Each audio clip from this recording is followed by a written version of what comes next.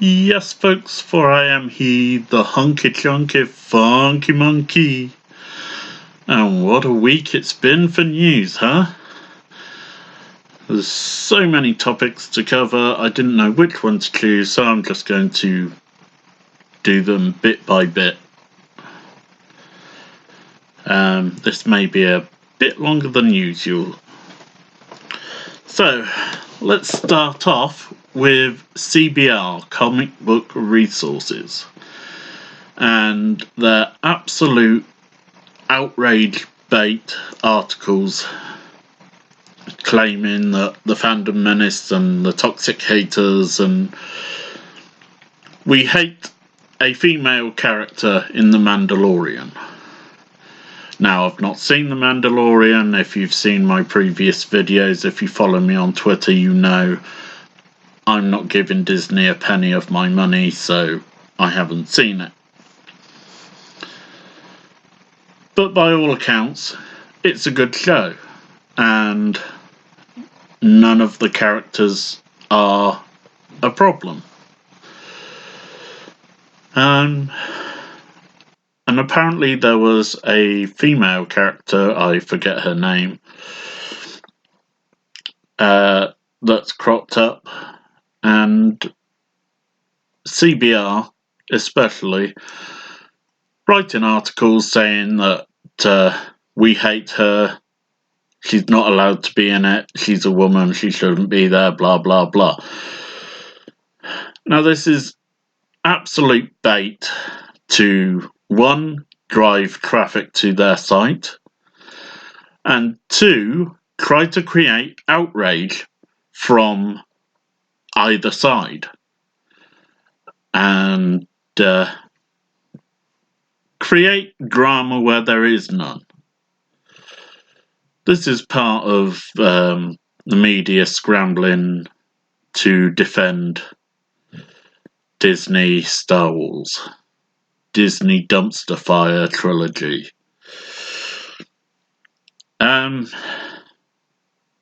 CBR in particular have been extremely defensive of Disney, extremely critical of the fandom menace for no reason, and, as I said, trying to create drama where there is none.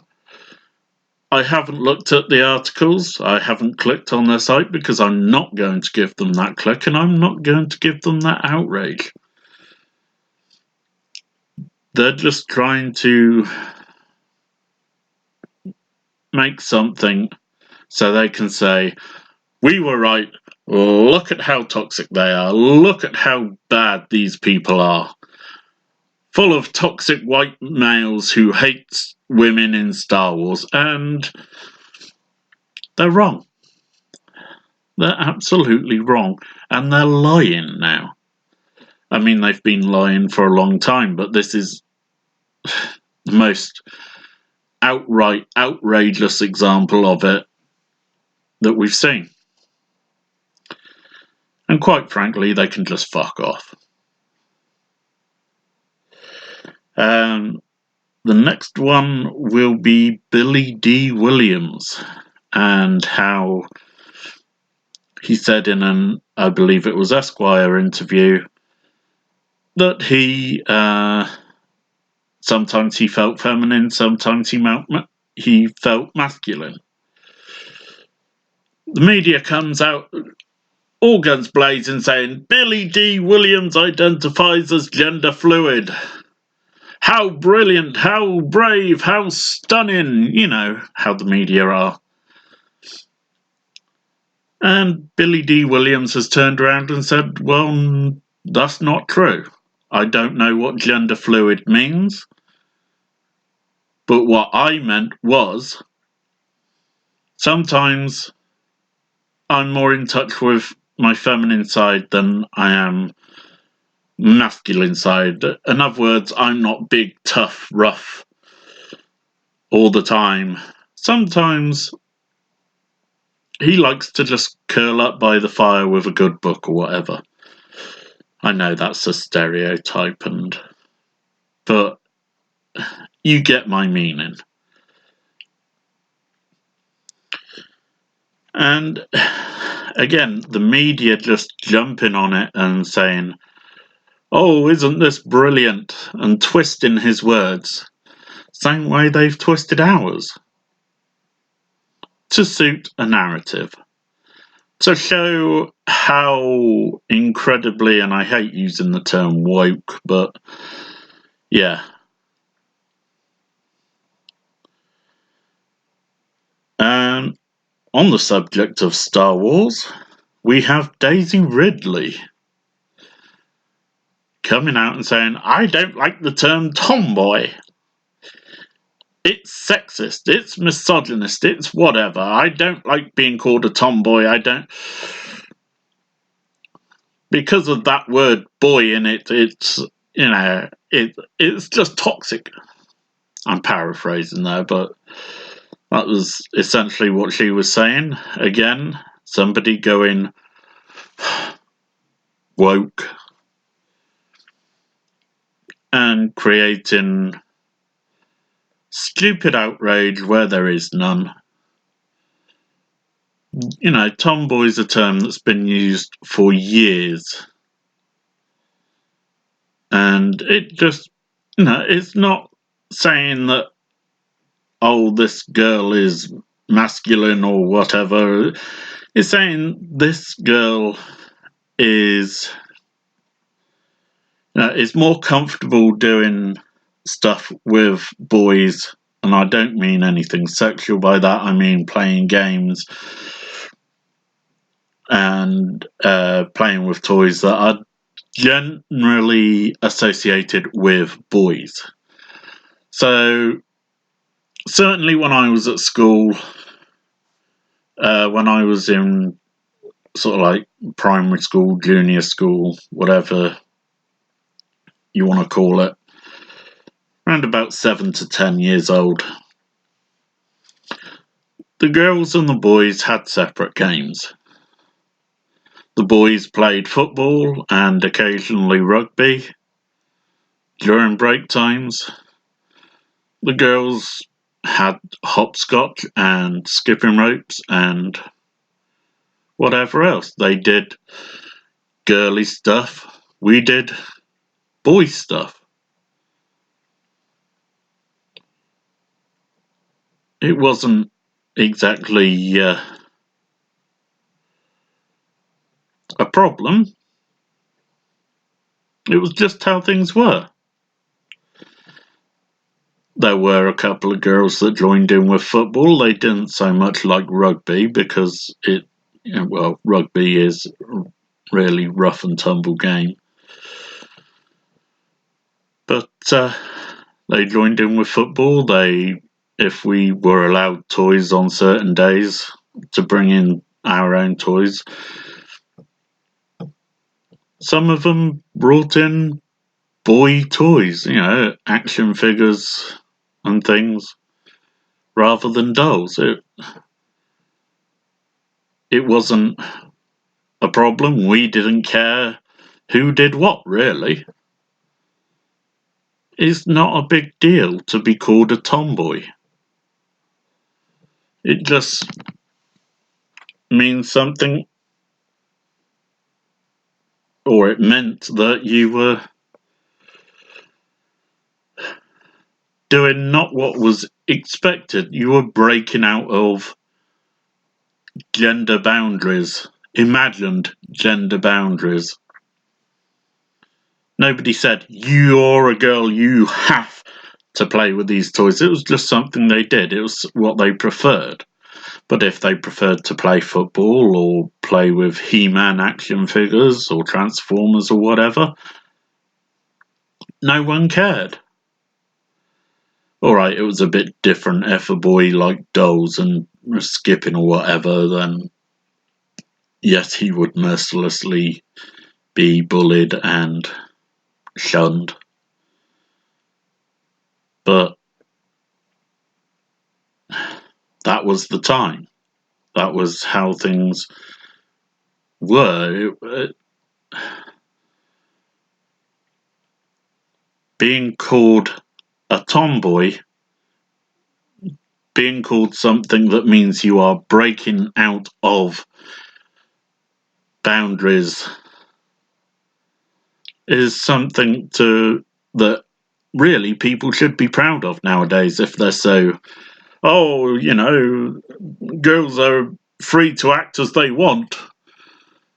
So if you get called a tomboy, if you get called a name that means you are defying the norm, that you are defying what's expected or what you think is expected of a girl, how is that a problem? Because it's got the word boy in it? Fuck you, Daisy Ridley. Trying to keep these sections short. Going on a rant about these people is too easy. Trying to not do that so much. Now, sticking with Star Wars, The Mandalorian again, and specifically Baby Yoda. I am sick to death of that little runt. And yes, I said runt. Oh, all you hear is, oh, he's so cute, isn't he cute? Look at how cute he is. And what, again, as I said, I haven't seen the show, but I've seen plenty of pictures. I've heard plenty of the cute crap. Oh, I'm sick to death of it. And it's a character that I would be interested in because we don't know anything about this species. So there is plenty to find out about him. Other than the fact that he's cute. Yeah, stick him in the trash compactor, please. And do not shut them down. Whew. And again, sticking with Star Wars, we have J.J. Abrams claiming that there have been no official screenings of The Rise of Skywalker, but he has shown it to family and friends. Yeah, how do you define family and friends, JJ? Trying to debunk the rumours that the screenings were a disaster? By saying, oh, there haven't been any, but I've shown it to family and friends. Well, then your family and friends are assholes and leaking out that it's shit and saying that it's crap, it's going to be terrible. If you've got friends and family like that, you got more problems than I have, mate. Idiot. And away from Star Wars, but kind of connected, Henry Cavill. Recent interviews saying that he doesn't think it's toxic fandom, he thinks it's passionate fans. And hell yes, man. He just earned a ton of respect from me. Not that it means much, but hey. But yeah, for somebody to stand up and say, no, I don't think they're toxic, I think they're just passionate about something they followed for years. Something that they've invested money into by buying the products. Something they've invested their time into by learning and reading and playing and theories and everything else. Everything that we as fans and fandoms put into what we love. And if we say that's not how this works because of everything that's been laid down before, if we say you can't just introduce this because it doesn't make sense, you can't do that because it doesn't make sense, it doesn't fit within the law, That's not being toxic. That's saying we love this thing so much. We've spent all this time actually recognizing what has come before and how things are in that world, how things intermesh. And to have Superman, no less, come out and say, these are not toxic people, they are just passionate, and recognizing that that's what we do, that's what fandoms do. And it's a big deal, really. And I hope that there are a lot more that follow suit. Last bit of news that I want to briefly cover is Alinity. Big old Twitch thought. And the dog incident. Now, if you don't know, if you haven't heard, she was doing some stretches and bent over, and her dog put his nose in her crotch, really pushing in there, and she let him go at it for a good few seconds. And claims she felt nothing because she's on her period and she was wearing a big old sanitary pad and she couldn't feel him through that pad. Now that I call bullshit, because she would have felt him pushing. Not just, wiping his nose along her crotch. He was really pushing in there. If she couldn't feel the pressure from that, then she should see a doctor, because some of her nerve endings must be shot. But this is a woman who has spit vodka into her cat's mouth, has thrown her cat over the back of her head because he got in her way during a game.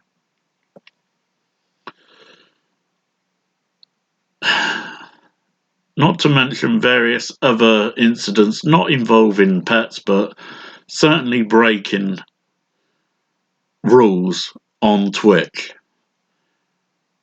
And nothing happens to her. She gets suspended for maybe a day, 3 at the most, and that's usually reduced back down to a day. If she gets suspended at all. Now, the things with the pets are bad enough. She, I don't say she abuses them, she has little regard for them and uses them as props, really, to generate clicks and views, to generate interest in her channel. And she gets away with it. But someone who gets sent a picture of something rude and accidentally opens it on stream, excuse me, accidentally opens it on stream for a couple of seconds before they realise what it is, closes it immediately, they get a week ban. They get banned for a week for 2 seconds of a dick pic, shall we say, or somebody in the chat says a bad word. Somebody donates on stream and it comes up on their stream. They don't say it, but it comes up on their stream, trying to get them in trouble. And they get banned for something somebody else did. But this bitch gets away with everything she does. It's rumoured she has friends in high places at Twitch. Maybe she has some dirt on them. We don't know. But the hypocrisy of Twitch is bad enough. This woman abusing it, absolutely, she needs to be permabanned from Twitch, from YouTube, from any streaming, and lose her income. Because, and I don't say this lightly, I don't call for anybody to lose their job unless they're proven to be unsuitable for that job. I don't say anybody should lose how they make a living, except in this case, because she uses people to protect her. She uses animals as props and is actually, I hate to say it, but she is a dick. Now, my one rule in life of people and how they are, the only thing that matters to me, I don't care about colour, gender, sexuality, any of that. My one rule is don't be a dick. If you're not a dick, I won't be a dick to you. Now, has this woman been a dick to me personally? No. But she is a dick. She is an absolute dick, and she needs to be shut down. She needs to be taught that lesson. It is not okay to do these things. And it leads me on to another point. Why do people think that rules don't apply to them? That they can get away with doing these things in life, in general? Not just on Twitch, but in general. When did people start saying, oh, that doesn't apply to me, I can get away with that. I can make sure I get away with that. I can bully people into letting me get away with that. I can use my body to let people get away with that. Have people let me get away with things. When did that become acceptable? When did people start choosing to do that?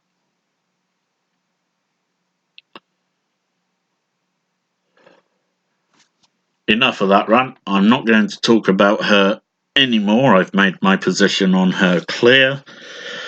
So, unless something absolutely major happens, and I don't mean another incident like this, I mean something absolutely huge, I will not talk about her again. And I think that's it for the week. I'm sure there are probably other stories that I have missed. But as I said, trying to keep this short. So yeah, I shall see you all in the next video. Don't forget to hit that like. Subscribe if you haven't already.